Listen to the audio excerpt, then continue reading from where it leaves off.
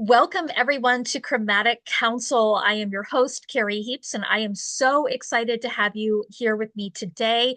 If you have not heard, I've changed up the show format a little bit. So we are not only talking just a little bit about color and about go-to colors for legal scenarios, but we are also talking to attorneys about why they're getting in the industry, what makes them tick, the type of law they practice, and what makes a good referral for them. So please be sure to tune in. And if you're interested in being a guest, click on the link in the show notes below. And I am happy to look at you as a potential guest. But today I am super excited to have on my show Heather Moulder. Heather is a former big law partner turned lawyer coach, and she is host of the Life and Law podcast. I was privileged enough to be a guest on her show. It's amazing. And with Heather, after a battle with breast cancer, she traded in her multi-million dollar book of business to help lawyers build their ideal law practice around the life they actually want to live. Using a personalized framework tailored to each client's strength, their personalities and values, Heather supports attorneys to build a seven-figure and beyond business without having to sacrifice themselves in the process.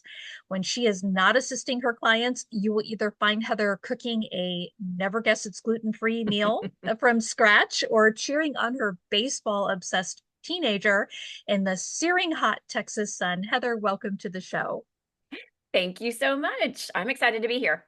I'm really happy that you're here too. I definitely, like I said, I loved being on your show. You have an amazing podcast and you're doing some amazing things. But for those people who don't know you, if you could talk a little bit about, because you are an attorney Mhm. by trade, and how did you get started? What made you want to be an attorney?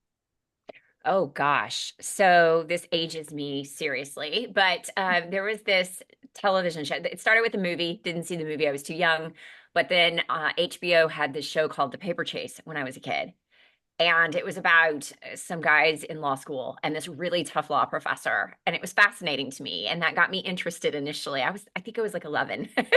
Yeah. And it got me interested in the law and law school and thought it would be really cool. I was a total geek back then, obviously, and then my mom had a friend who was a Coast Guard. He was in the Coast Guard, but he was going to law school at night. And this was a few years later. And he asked if I was interested in attending some classes with him to see what it was like. And I said, oh, yeah, of course. And it really got me hooked. So I was one of those people who wanted to be a lawyer from very, very early ages and loved law school. Yes, I know. I am crazy. I think there's a percentage of us that like just love school, love law school, got out, started practicing, and very quickly learned, oh, wait, this isn't like law school. So I had to relearn some things so that I could do well in the law. And I love that for anybody who hasn't seen that movie. Actually, after I initially listened to your show when I wanted Mhm. to be a guest, you were talking to a particular guest about that. And I'm like, oh my gosh, so you can actually find that movie on YouTube if Yeah, anybody wants to watch it. And it's an awesome movie. the movie Um, is great. I did watch the movie later, and then they had this whole show on it later that was really mhm. good. So it was wonderful. But yeah, it ages me a little bit. So And well, when you went into law, what type of law were you practicing? Like what's been your main state so I was planning? a corporate finance attorney Mm. in bigger law firms that as my husband used to say, you kill trees. We would have these huge loan agreements that and other documents that we would, negotiate for on behalf of usually I was representing lenders and non-bank lenders, a lot of bank lenders, non-bank lenders, and bigger transactions. And we did go through a lot of paper, unfortunately. So Yeah, I think that's probably in any type of law. Everybody's kind of going through that paper. You're like, oh my gosh, this could be a book. yep. So you're doing corporate attorney type stuff, and you pivoted with your business. So now you're kind of in this coaching realm, coaching attorneys. Tell Yes. us what kind of led you up to that point, and why are you doing what you're doing now? So it is a little bit of a longer story if you want the full story, but I think it's worthwhile. So as I kind of mentioned earlier, I came out and I thought the practice of law would be one thing, and it turned out to be a little bit different than what I had imagined. And I went a couple of years, and as most lawyers are, I was a typical perfectionist people pleaser. So I said yes to everything and I wanted to do everything perfectly, which ended up being a huge issue for me because a couple of years in, I was burning out. And I remember looking around and going, like, I can't sustain this. I can't keep doing this. Why did I ever want this? And which was really hard because my whole identity was wrapped up around the practice at that point. And I'd always wanted, since I was little to do this. So it's a hard place to find yourself in. But thankfully, my husband, I came home one night and it was Christmas time and I was working very, very late hours. I was, you know, consistently working weekends and late hours. And I think at that point, I could count on one hand the number of days I had not worked. That included weekends and holidays. Mm. And I complained to him for the millionth time. And he kind of was exasperated with me and looked at me as like, Heather, you have a choice. So that was like the first seed that was planted. And ultimately, I did not listen to him initially, but went to bed angry, but woke up the next morning and was like, oh my gosh, he's right. But what does that mean for me? And so over the course of the next year, I started to realize I actually could implement boundaries. I needed to start taking better care of myself. I had to say no sometimes. And over this time period, my work got better. I got noticed more.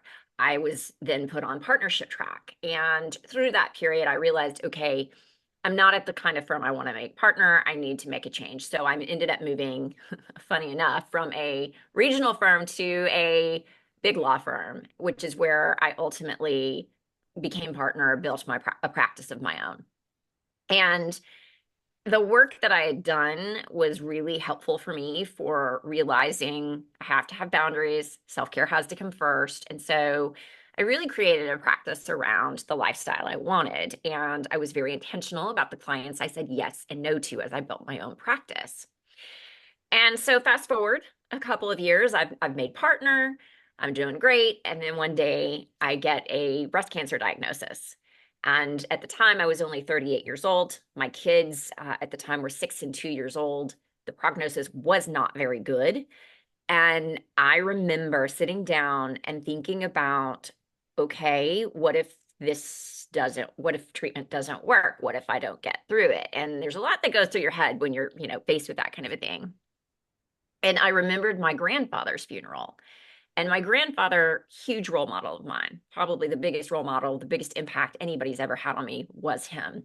He was a very service-oriented person who did a lot for his community and was very successful in life as well. And I remember the number of people that had come to his funeral and what they like, it was crazy. Like it was packed, standing room only, people all over the place. And it was a huge, huge church Mhm. and what people would say about him. And I thought, well, are people going to say that about me if it's my time? And I very clearly said, okay, they'll say I was nice, I was a good mom, I did, but no, I have not impacted people in that way. And that was another seed that was planted. None of this at the time, convinced me, oh, I need to leave the law. I thought, I'm going to take some time off, I'll come back, which is what I did. So took time off, fought cancer, came back, continued growing my practice. And about a year and a half into that, I was like, something's off. This doesn't feel right. And there was this very distinct moment where I was at home doing the dishes and I felt like I could see myself kind of from above. I'm like, this person looks like me. She talks like me. She acts like me. She doesn't feel like me anymore. Mm. And so that was when all those seeds that had been planted started to kind of work within me. And I'm not going to lie, when this type of thing happens, it's not an overnight thing. I had no idea what it meant. I had no idea, all these options presented themselves. Do I look into something else completely? Do I quit law? Do I stay in law but do something different? Maybe I'll become a professional development person in the legal field, right? Inside of the law firm. Do I just cut back and go part-time? All these different options. And it took me a couple of years and a lot of internal work, but ultimately it led me into coaching. And I didn't initially coach attorneys. I was a work-life balance coach because I wasn't quite sure what I wanted to do with it. And then slowly but surely, attorneys started coming to me. And after they started coming to me for like balance issues and mindset issues, and help with maybe I'm not happy, maybe I want to do something else type issues. a lot of them would start coming to me about, well, you built your own book of business. You were very successful. Can you help with that? So then I started morphing more into leadership coaching and then business development and business coaching, which is probably, I would say the leadership and business coaching is a good 60% of my practice now. Mm, And then 40% is more clarity about what you want, work-life balance type stuff, prioritization, that type of thing. I do not tend to work with people who know for sure they don't want to be lawyers and are trying to get out. I do work with people who were once happy as lawyers but aren't now and are trying to figure out, well, what's my next step? How do I get happier? So there is mhm. a distinction in there for how I help people who might not be very happy, but would Mhm. like to be happier as lawyers.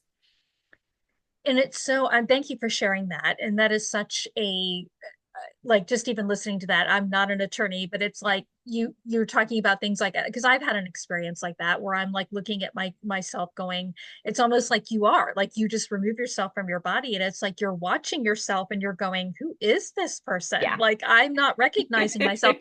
And that is kind of for me anyway, it was kind of scary because I'm Oh, like, I'm not recognizing myself. This is not okay. This is not good. Um, this is just sort of a side question with that. Heather, do you feel like because you obviously you help attorneys, do you feel that this is more that attorneys obviously I think all of them go through this whether they want to admit it or not, they come to that point and do you feel it's a boundary issue, do you feel it's a wellness issue that they're not taking care of themselves or that they're being overworked, or do you think it's a combination of all of that pushes them to that point? I actually think it's a mindset issue. It Really? really Okay. all starts from within. So Hmm. the vast majority of attorneys out there are Hmm. high achievers Hmm. and they're perfectionists and they're people pleasers. And all of those things are very interrelated. And because they're such high achievers and they're such perfectionists, they assume that the reason they've achieved so much is because they've been perfectionists their whole life and they've always wanted to be the best and tried to be the best and most of the time have been the best. And they're always pleasing people. And most attorneys care a whole lot about what other people think of them. It's couched in different language, I think, than some people realize. I want the respect of others. I want to make sure I'm, seen correctly by others. I mean, we care a lot. And so those things are what lead to the lack of boundaries, are what lead to saying yes to everything, are what Hmm. lead to the self-care going down the list and always prioritizing everything else. But the problem is that can work for a while, Hmm. right? Your body can put up with that for a while. And some people's can for a long while. But there is a tipping point for all of us. And at some point, you get diminishing returns that then reverse themselves and start to hurt you and really Hmm. impact your work, impact what you do for others, and then really impact you more and more and more. I mean, there is a reason why lawyers have higher depression rates than the average person and higher rates of drug and alcohol abuse than most professions. And I think a Hmm. lot of it has to do because those are the coping. When you have, you can't put yourself first and you can't do for yourself, and you're always going, going, going, doing for everybody else, Hmm. you start to cope. Your body forces you to cope, and it does so in Yeah. very unhealthy ways. Yeah. I'm glad that you kind of made that distinction. I'm actually going to talk about in a second with because I know you mentioned that, there's a certain type of attorney that you're working with. It's one that wants Mhm. to stay in the industry. But to pivot just a little bit, for those that because I'll hear from time to time, because I obviously have a podcast and I've done my own radio show and podcasting for several years, Right. off and on. And you have a successful podcast. Do you have a couple of tips for those attorneys that are wanting to maybe utilize a podcast to bring in new business? Do you have any tips that you would share with them of what they could or could not do?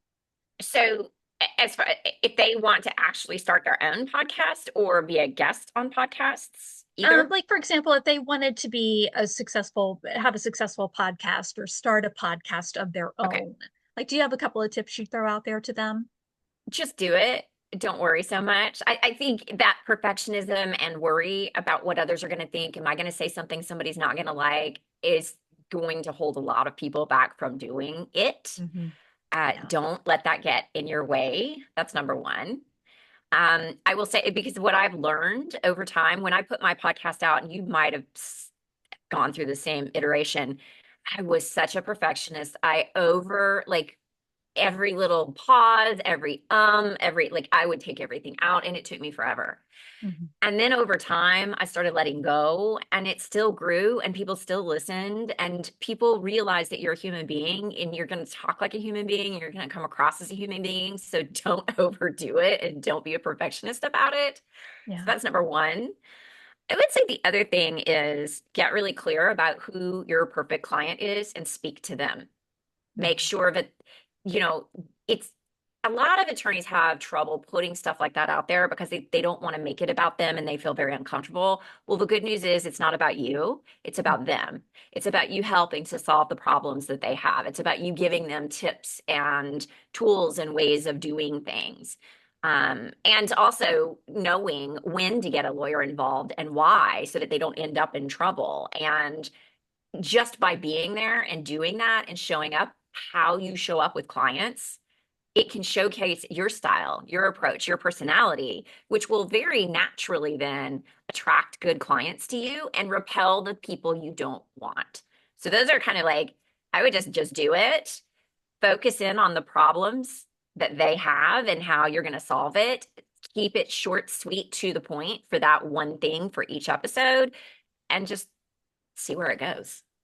Yeah, I love that. That is amazing advice. And somebody too who has been podcasting. I mean, back in the day when Blog Talk Radio was the only game in town, like Right. back in 2006, 2007, I had a show on there and I was doing the same thing. Like I wanted everything to be perfect. And I remember one time I was interviewing a gentleman who his office was downtown New York, so he was like on the sixth or seventh floor of a high-rise building. And we're talking, and then all of a sudden like you couldn't even hear him. There was a fire engine that just zoomed on by. And because of the logistics and the way the sound would bounce off the buildings, that's all you could hear. And all I could do, and it was a live show, there's nothing you can do. So I just thought, okay. So once it passed by, he said, and that's what life is like running a business downtown, in Oh Manhattan. no, And we both laughed, and but it makes things very real. So yeah, thank you it for that. does. And I'm going to shift a little bit because obviously this is Chromatic Counsel. I always love to ask all of the guests, do you have Heather, a favorite outfit or a favorite color? Like in times Hmm. past when you have represented clients, whether it's for mediation or court, that was kind of like your go-to, like this is sort of like my lucky outfit. I always seem to win in this, or this color. I feel so great. Like what works for you color wise? So for me, it's always been about the color and the fit, not Mm-hmm. about one specific outfit. So I would always have five, six, seven, eight, depending on the time of year, how hot or cold it was outside, right? So it would have to fit the stylistically and from what it was. Like I'm not going to wear wool in the middle of summer in Dallas, Texas, but Right. so fit would have to be the right fit in a way where I felt like it just looked good on me no matter what I was Mhm. doing, whether I was walking, standing, sitting, whatever. And I think people sometimes don't take into account the fit and how it feels when you move. It's not just about the look. Yes, the look matters, but also how it feels when you move so that you feel good. So it was always about me feeling Mhm. confident. And I wanted to wear something that made me feel good and better so that I knew I could show up really well. And then colors. Colors were always so green, which I'm wearing today, and blue, and a brighter blue. I love those colors. And a lot of it has to do with A, they usually bring the blue in my eyes out, especially the blue. Mhm. B, they're colors that work well with my skin. So I would feel good about that. And C, they remind me of the outdoors when it's Mhm. springy and beautiful and it just makes me happy. So I would show up in a better mood if I were Yeah. in those colors. Yeah, and those are two really great uplifting. Blue's obviously trust building color, but green is a Yep. great color to wear. Like for anybody wearing their shade of green, it can really uplift you, and it does. It makes you feel better. So if you're not feeling that great, I always recommend green is a good go-to color. I'm wearing brown today because brown's kind of like your, friendly color. And hey, I'm just Right. like you. I'm the person next door. So yeah, I was just curious kind of what you wore. So with you doing the coaching right now, tell Mhm. us what makes a good referral for you right now. Like if you had to paint an avatar of your ideal attorney client, what would that be? A young partner in a law firm wanting to really grow their book of business. Or I mean, it's really usually somebody who is of young partner age, about to be partner, somewhere in that mix, knows they're going to be made partner, and is really focused on wanting to grow their own book. Hmm. So this could be big law people, it could be medium-sized firms. It can also be a solo attorney or somebody branching out to start their own firm, but they're in growth mode. They would like help with it. They do not want to give their lives over to the firm and to, but they're willing to put in the work necessary, right? Hmm. And I would say the bigger thing for me is it's somebody who has a value system that they care about and they want to build their practice around that system. They're not there just to service everybody out there and make as much money as possible. They're there, yes, to make a good living for their family, but Hmm. also they want to serve the right clients and really be there for their clients. So that's a big thing for me because most of my coaching revolves around values and Hmm. ensuring that you're really building that whole thing that you said, build your ideal practice around the life you actually want to live. Well, you Hmm. deserve to have a whole life. You don't want your practice to take over. And one of the best ways to do that is to build a values-based practice with clients that align to your values so that it doesn't take over. Hmm. And then what about a strategic partner for you? Because so for those people who are listening, like with Mhm. networking, it's always good for us, you have a strategic partner. The best comparison I would give to people who are listening, if you're wondering what that is, it's like hot dogs and hot dogs buns. You're not going to buy one without the other. So like, for example, like a financial planner and an estate planning attorney would make good strategic partners. They can refer business back and forth. But what about you, Heather? Like for a strategic partner, do you have Mhm. anybody right now that you're like, oh wow, this is actually a great, strategic partner for me for what I'm doing now with my coaching? I mean, most of the people that send me referrals in that respect service lawyers in some way, shape, or form. Either they're a life coach, they don't get into the business, or they have very specific business programs that are more group oriented. Mhm. I do small groups, but I don't do big groups. And most of what I do is one-to-one. So somebody who wants the more one-to-one attention, I'm the person. So somebody, really anybody who works with lawyers a lot, who knows people in that kind of like senior counsel of counsel trying to make partner or young partners, or Mhm. even sometimes I do get senior partners who just haven't had to grow a book and are ready to. Somebody who's really ready to grow their book and not wanting it to take over their lives, or is in the midst of it and trying to figure out, okay, I got to do this better. Mhm. Anybody who serves them would be a referral source for me. And that those are the people who refer to me. Yeah, So absolutely. And as we close out the show, Heather, is there anything you'd like to share with us? Any upcoming podcast episodes or programs that you have right now that you are, have open for attorneys? I would just like maybe to the podcast because so my mastermind just got filled, so I'm no longer I do that every fall and fill it to get started in December or January. So the podcast though is really a great place to get your own, a lot of the tools that I teach, a lot of and I have some amazing guests like you on it. So I would just say to try that out because I think it's a good starting point if you're interested in learning more about me, what I do, how I help people. You're going to get an inside view of what I do and how I help people and whether or not I could be a fit through the podcast. And it's going to help you too. So Absolutely. Well, Heather, I want to thank you so much for being a guest on the show. I really appreciate your time today. I love what you're doing for the attorneys. Keep it up. You're doing such an amazing job. thank you. And if you'd like to connect with Heather, there are links in the show notes for her Life and Law podcast, and also to go directly to her website to learn a little bit more about what she does. So I encourage you to check out both. And if you are an attorney who is looking for some additional ways, another tool to add to your toolkit, for whether you're a trial attorney, mediator, if whatever you're encompassing right now, I would encourage you to do our color toolkit for attorneys.